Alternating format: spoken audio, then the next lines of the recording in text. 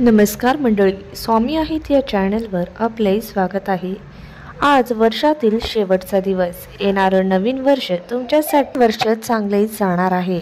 नवीन वर्षामध्ये आपल्याला काही गोष्टींचे पालन करायचे आहेत किंवा काही सेवा करायच्या आहेत। याने नवीन वर्षी पहिल्या दिवशी जर तुम्ही या गोष्टी केल्या तर वर्ष तुम्हाला चांगले जाणार आहे।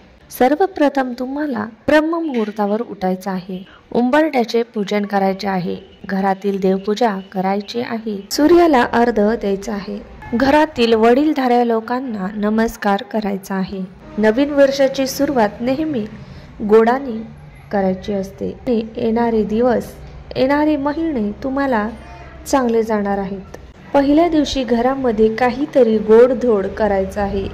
खीर म्हणा, श्रीखंड म्हणा, याचा प्रसाद तुम्हाला देवाला दाखवायचा आहे।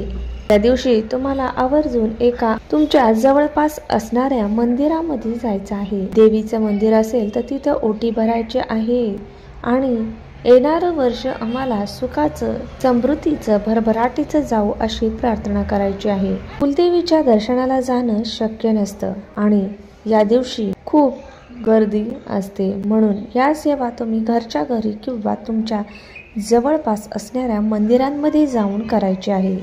या दिवशी तुम्ही स्वामींच्या नित्य सेवेला सुद्धा सुरुवात करू शकता। त्यामध्ये 21 अध्याय आहेत, रोज 3-3 अध्याय वाचले तरी चालेल। स्वामी चरित्र सारामृत हे तुम्ही वाचू शकता। जर तुम्हाला रोज जमत नसेल तर तुम्ही 1 दिवसाचं पारायण सुद्धा करू शकता। श्री स्वामी समर्थ मंत्राचे माळ जप करायचा आहे। त्यानंतर तारक मंत्र बोलून तुम्हाला हे 1 दिवसीय पारायण करायचे आहे। हे पारायण केल्याने तुम्हाला खूप प्रसन्न वाटणार आहे आणि येणारं वर्ष, येणारे दिवस तुम्हाला सुखाचे जाणार आहे। याचा बऱ्याच जणांना अनुभव आहे आणि हे शब्दात सांगणे जमणार नाही। तुम्ही स्वामी समर्थांची 1 माळ जपायची आहे किंवा कुलदेवी आहे तिची 1 माळ जपू शकतात। याने तुमच्या घरावर यांचा भरपूर आशीर्वाद राहील। यानंतर तुम्हाला हनुमानाच्या मंदिरात जायचं आहे। शक्यतो देवघरामध्ये यांची मूर्ती, फोटो नसतात, त्यामुळे नक्कीच वर्षाच्या पहिल्या दिवशी हनुमानांचं दर्शन घ्यायचं आहे। त्यांच्या मंदिराबाहेर मिळणाऱ्या वस्तू त्यांना अर्पण करायच्या आहेत। याने तुमची संकटे दूर होणार आहेत। या दिवशी तुम्हाला सर्वात महत्त्वाची गोष्ट म्हणजे दान करायचं आहे।